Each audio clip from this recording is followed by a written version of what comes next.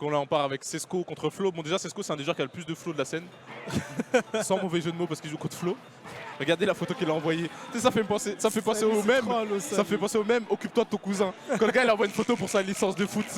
Et moi je parle plus avec ton cousin Draman. Occupe-toi de ton cousin. Pourquoi t'envoies une photo comme ça pour un match de Smash Bros? Lui il cherchait autre chose. Lui. Chef, on n'est pas sur comment ils disent Tinder. Ok, le Jabakar qui est trouvé 0 to death. 0 to death. Vilain des avantages. Toi t'as du flow, moi je suis flow directement là proposé par le jeu Free Agent.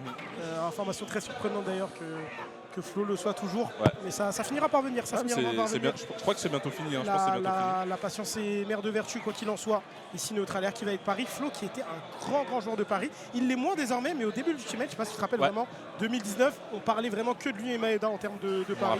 Flo en faisait énormément. Et c'est un atout qu'il a encore dans sa manche, qui se sert un petit peu moins désormais, parce qu'il s'est concentré sur d'autres aspects du jeu. Et c'est un atout qu'il a encore dans sa manche. Geffen attaque face à Roy, je peux pas vraiment le permettre, ce sera puni immédiatement.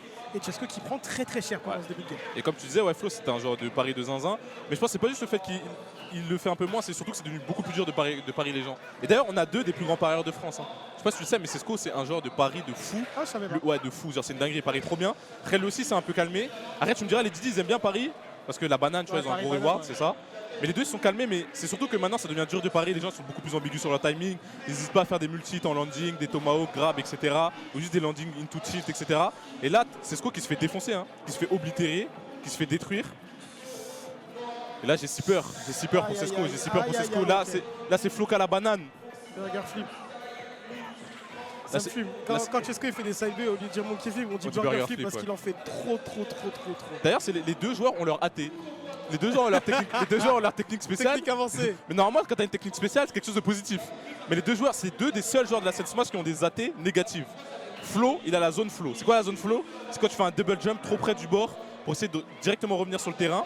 De base, ça s'appelle la zone rouge. Mais vu que Flo le fait tout le temps, on l'appelle la zone flow. On lui a donné. Et je te laisse leur expliquer là, le burger flip. Le burger flip, c'est... Jabakar. On en reparlera. Bon, en vrai, on va en parler pendant l'entre-game. Mais Diddy Kong a un outil d'avantage qui est vraiment bien. C'est son côté B, vraiment, où il fait un salto arrière pendant qu'il est dans les airs ou même au sol. Et c'est extrêmement fort parce que tu peux choisir soit de taper ou soit de grab ton adversaire. Donc c'est vraiment un excellent outil.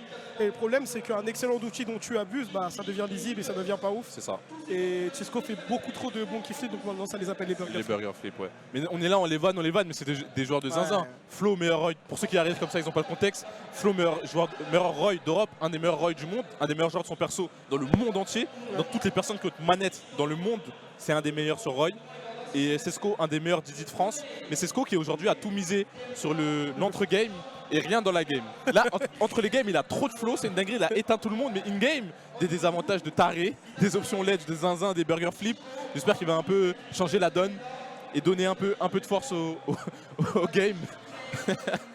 Son Diddy Kong il va avoir besoin d'un petit peu de protéines. Pourtant il a des bananes, il a du potassium, tout ça, mais il a beaucoup de trucs. Il a tout plein de trucs dans ses bananes. Mais il les a pas mangés. Il manque tout plein d'autres trucs également. Malheureusement, en tout cas dans le début du premier game ça a été très compliqué. Ça dit c'est pas terminé, on peut encore aller faire un truc ici, on va avoir dash attack, on va avoir forward air, on va avoir un Roy en ledge trap et un Diddy Kong en ledge trap défensif, ça fait toujours très peur. On a la menace de cette banane, on a la menace de ce neutral air également. Tu peux pas te faire neutral air au ledge, sinon tu prends neutral air down air et le spike de Diddy Kong est l'un des spikes les plus puissants du jeu.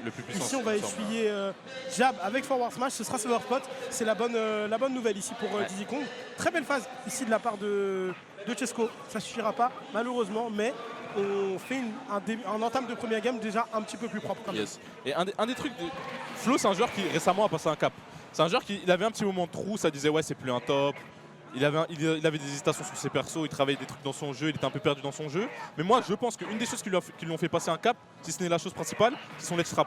Parce que Flo avant c'était Roy, il faut savoir que c'est un perso létal en ledge trap. En ledge trap il te tue super facilement, il te met énormément de pourcents. Et Flo c'était un joueur, il était ultra nul en ledge trap. Il avait grave du mal à trouver les jabs en ledge trap notamment, qui est l'outil principal pour tuer en ledge trap. Et il est passé de ultra nul en ledge trap à très fort.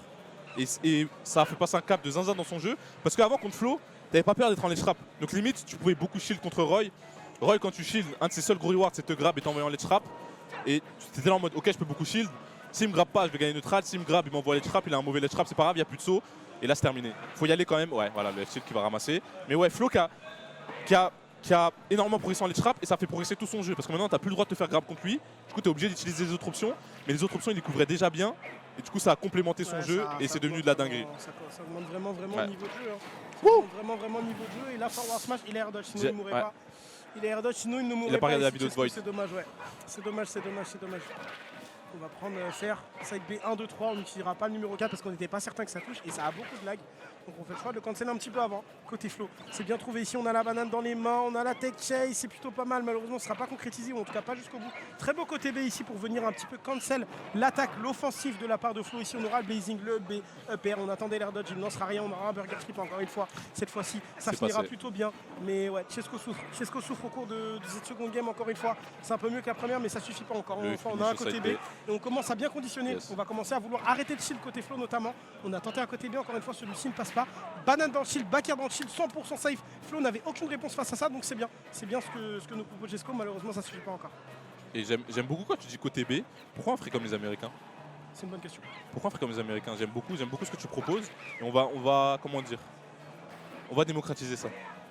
Et du coup ouais, Sesco qui est dans des big trouble, mais il faut savoir que Sesco, bon, là vous voyez la game, vous n'avez pas le contexte, vous vous dites mais il est trop éteint Sesco. Non, il est très fort. Il a fait un upset sur TSKFC juste avant.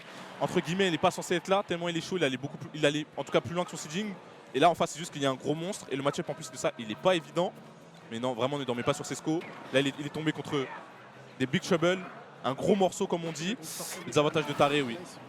On la connaît la zone flow, un zone flow into air dodge, mais c'est quand même une zone flow dans le tilt back air. Et là c'est jamais fini avec Didi, ça peut aller vite. Ça peut aller vite dans les deux sens. Oh dommage, Vilain confirme. Ah dommage. Dommage. Je suis pas certain, il a explosé. Dommage côté de Sesco. Une stack bas pour ça, dommage. Qui l'emportera, on s'y attendait, c'est deux joueurs qui se sont beaucoup affrontés. Je crois pas que Chesco lui ait déjà pris un set.